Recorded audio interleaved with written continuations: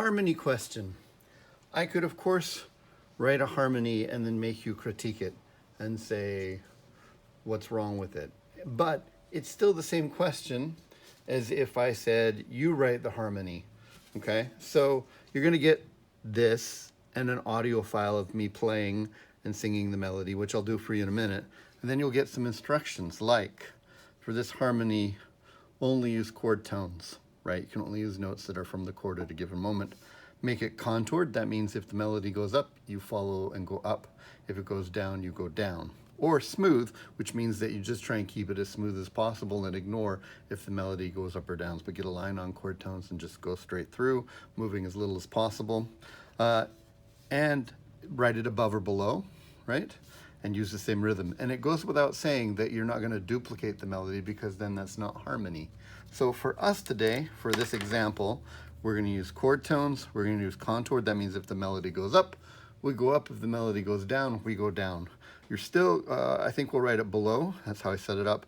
Same rhythm. And of course, we don't want to use chord notes. Okay, so this is a complex question because it requires multiple skills. You have to be able to use your staff. You have to be able to read the chords and spell them. And then you have to make choices based on the criteria. So let's see. Now I just composed this. Hopefully I don't make any mistakes here. It says, finals today, and so you get to play the ukulele. Yeah, that's how it goes, right? Finals today, and so you get to play the ukulele. All right, so we want to have it be only chord tones. We're going to write it below, and if the melody goes up, we follow it, and if it comes down, we follow it. So there is a right answer to this. Now, it's possible that you'll upload a picture of your work, but it's also possible that it will just say, what should these notes be and what should these notes be? And you'll have to give like a written answer. But let's spell these chords here. So this one's already done for us. Usually I'll give you a starting point so that we all have the same beginning, which means we should all have a similar ending, right? So you should spell these chords first. So G means G major, which is G, B, and D. That doesn't show up very well against the black. Let me use a different color.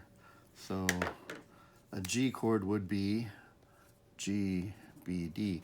Those are my choices right there, right? And then my A chord is a dominant 7 chord, which means it's an A major triad, A, C sharp, and E, and then a G for the minor 7th above. So these are my choices right here. Which one do we use? Well, it says that we should do a contoured line, which means if the melody goes up, then we should go up. And if the melody goes down, we should go down, but we should only use chord tones. We also cannot duplicate the melody.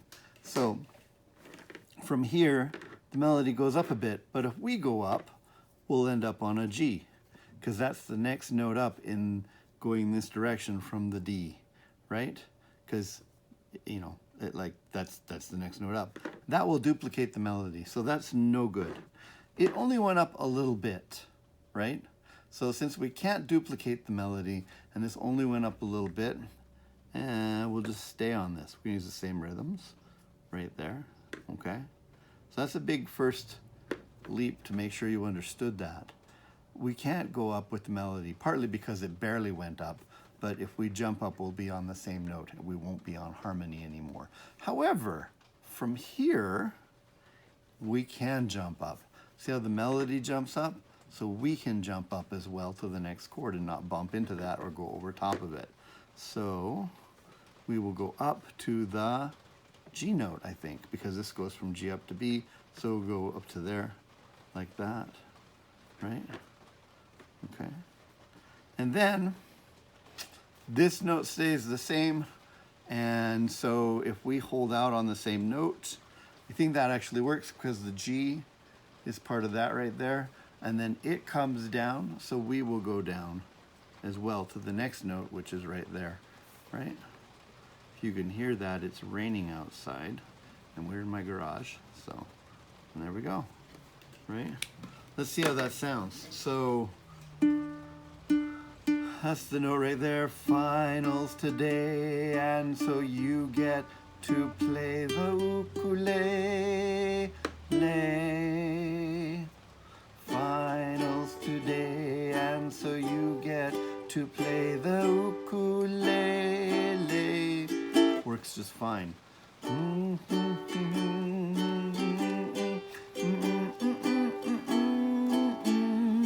The harmony line is finals today, and so you get to play the ukulele.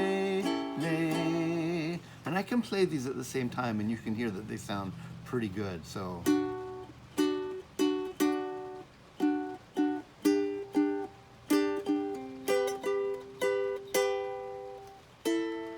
those are going to sound fine together. Now, let's just go over the criteria again on why. Because you're going like, couldn't I have chosen other things? Well, we're only allowed to use chord tones. We're going to do it contoured, which means that if the melody is jumping up or down, we're going to follow, right? We're going to write it below because we were set up from below, so we're not crossing over. And we're going to use the same rhythm. And inherent in this is that we're not just reduplicating the melody. Okay, so to start off, we were given this note here. We spelled the chords so we knew what our choices were. This went up a little bit, and we thought about going up too, but if we did, then the next note as we go up for this chord here would have been the G, which would have duplicated the melody, which is something we didn't want to do. So we just stayed smooth right there. That's fine. But when it did make a big jump up, we jumped up as well. This went G to B, and we were down on the D, so we went D up to G, okay? And then as it came across, it stayed on the same note. We stayed on the same note. This G is part of the chord right there. We spelled it, it worked. And then when it came down, we came down as well to the E as well. We checked it, we played it. Your answer might be to draw something like this and take a picture, but it might also be like, finish this sentence. When I get to the second measure, what note do I use for the first part of the second measure? Where you get to play. And you'd have to say the note is the D, okay?